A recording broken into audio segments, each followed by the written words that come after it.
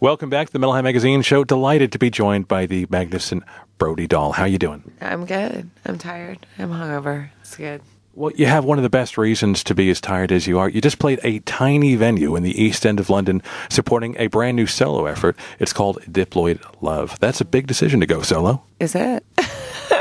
You're smiling at me. Yeah, I mean, it just seemed like a natural decision. It was a natural progression for me. Do you miss the conventions of just being in the studio with a whole band? Because you actually played a lot of the instruments yourself. I did. So, no, I like being free to kind of move around, you know? You said something really interesting about the show that you played last night. You know, it's a small venue, you know, just a bit of a teaser for what's coming in your world and so on.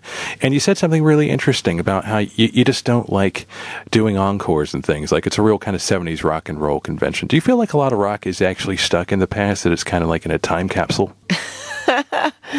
I don't know. I'd have to think about that. Yeah, maybe. I mean, people are moving, they're moving on. They're progressing. And the single that people have heard is called Meet the Fetus, Oh, the Joy.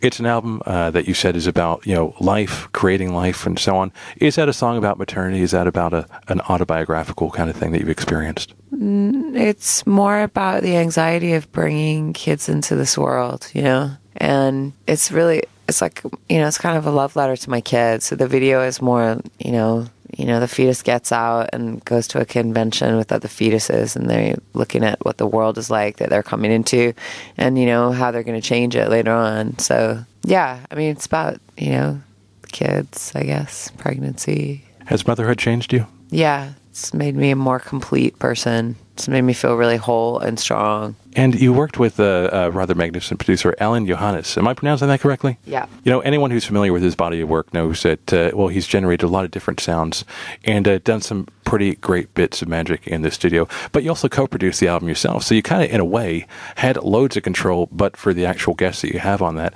that's a huge step as a musician, to go from actually just recording to actually really creating from top to bottom. Yeah. I mean, it's it's part of it. I think artists should produce their own records along with a producer if you'd like, but it's something that you should learn to do, And I've always had a hand in it, and it's just, it's really enjoyable, getting sounds and making a record and looking at it from different angles, and I don't know, it's fun. You brought a track along for us to play tonight. What would you like to hear? It's Hunters and Collectors, and they're a super Australian band, super iconic, and it's from my childhood.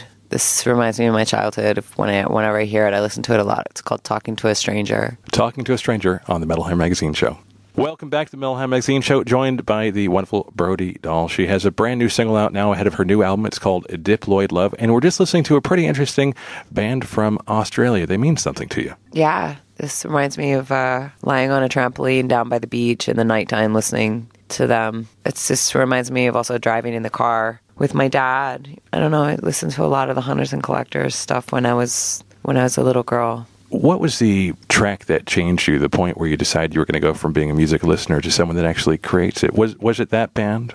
No, because I was really young. It's like 7 or 8. But I was probably Nirvana, when I was like 12, that's probably who it was. Do you remember what track it was? I mean, probably Dive or something like that. What was it about it that actually resonated with you, that kind of, I guess, inspired what you do now? I don't know. I'd never heard anything like it. There's definitely something very organic and real about it. I guess if you compare with so much of the music that was happening around the time, if I recall correctly, it just felt more raw and somehow more true. Real.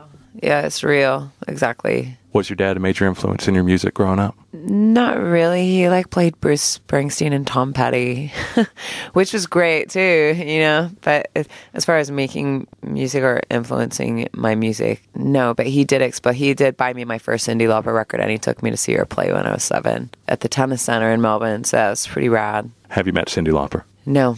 Don't meet your heroes, right? No, that's not true. I've met a few of them. Like who? Who are your people? Let's see. I met Debbie Harry. I met Patti Smith. I met Courtney Love, Susie Sue. They were all amazing. Debbie Harry is a lot smaller than I expected her to be. I guess she looks so big up on the big screen, but a tiny woman. What was she like for you? She's a pint. Yeah, she's tiny. She was lovely. She was really endearing and engaging, I only met her briefly, but she was really, really lovely to me. She's obviously, been around, in a sense, been there, done that. Did she dispense any advice on you? Did she kind of take you under an arm or anything like that? No, I didn't get to spend unfortunately, I didn't get to spend that much time with her, so. Maybe next time. The brand new album's called Diploid Love. The single is called Meet the Fetus. Oh, the Joy. Brody Dalle, thanks so much for your time. Thank you. Thanks.